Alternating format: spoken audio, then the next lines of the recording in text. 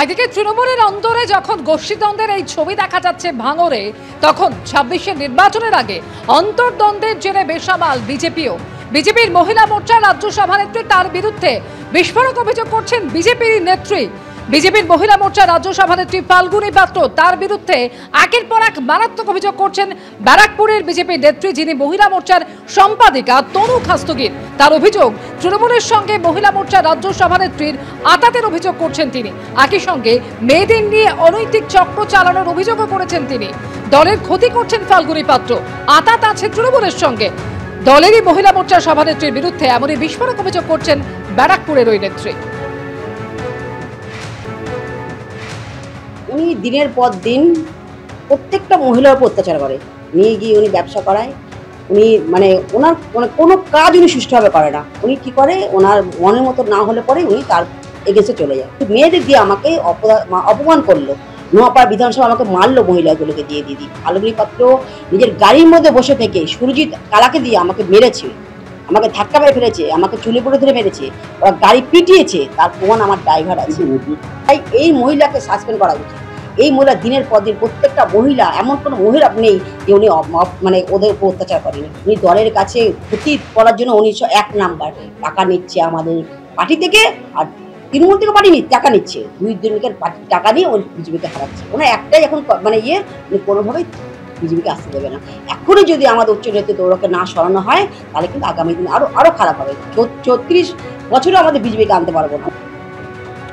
শুধুমাত্র ব্যারাকপুরের বিজেপি নেত্রী তনু খাস্তগির ফাল্গুনী পাত্রের বিরুদ্ধে এই বিস্ফোরক অভিযোগ করেছেন তাই নয়, তৃণমূল কংগ্রেসের বিধায়ক, নৈহাটির বিধায়ক, তিনিও বিস্ফোরক দাবি করছেন।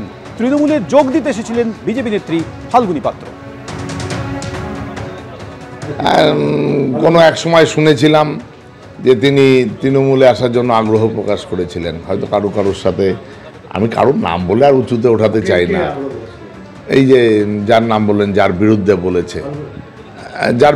বলেছেন, ওই একজন জেলা যিনি সম্পাদক, তিনি যার বিরুদ্ধে বলেছেন, তনু খাস্তগির, তিনি যার বিরুদ্ধে বলেছেন, যোগাযোগ করেছিলেন। আসতেই পারে, তৃণমূল কংগ্রেসে আসার জন্য যে কেউ আবেদন করতে পারে, যে কোনো নেতৃত্বের সাথে কথা বলতেই পারে। 3 বার বিজেপির থেকে দাঁড়িয়ে হেরেছে, ভোটে দাঁড়ায় আর হারে।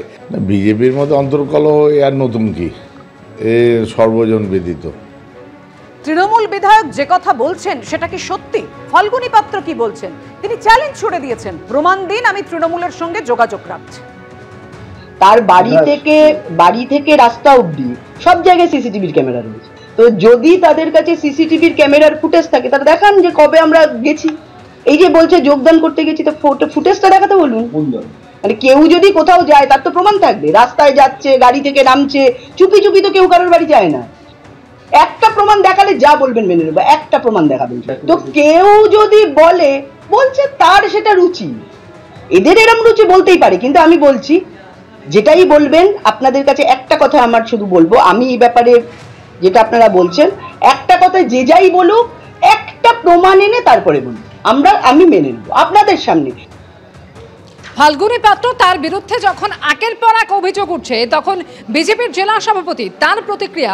ফাল্গুনী পাত্র একজন সিনিয়র লিডার, যা হয়েছে তা নিয়ে তার সঙ্গে কথা বলবো।